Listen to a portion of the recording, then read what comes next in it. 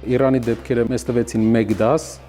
եւ մեկ հնարավորություն։ Մեկ դասը նրանում է կայանում, որ մեզ խաղաղության հասնելու համար պետք են երաշխավորներ։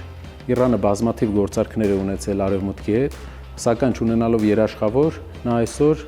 առերեսվում է միայնակ, առերեսվում է տարածաշրջանային այլ երկրների կողմից եւ ընդհանուր համաշխարհային գերտերությունների կողմից process-ների։ Մենք պետք է ունենանք մեր երկրում դաս, որ խաղաղությունը կարելի է հասնել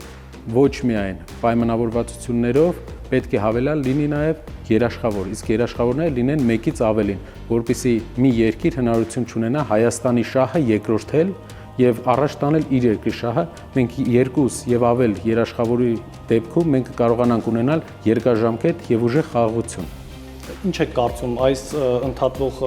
շարունակվող պատերազմը տնտեսական հետևանքներ կարող է ունենալ մեզ համար։ Այո, կարծում եմ, որ Իրանի արդյունաբերական պոտենցիալը նվազելու է եւ Իրանը դառնալու է ավելի շատ հումք արտանող երկիր, իսկ դա հնարավորություն է տալի Հայաստանի տնտեսությանը, Հայաստանի ապագա մեր ծրագրերին իրականանալու որպես լավ եւ բավական մատչելի հումքի աղբյուր։ Իրանը կարող է հումք մատակարարել Հայաստան, նույն նավթամթերք, նույն մետալուրգիական ապրանքի սկզբնական շղթայի հումք եւ նաեւ տարբեր այլ հումքային բազա կարող է լինել,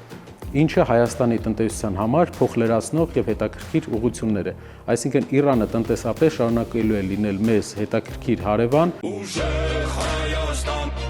ազատ ու հզոր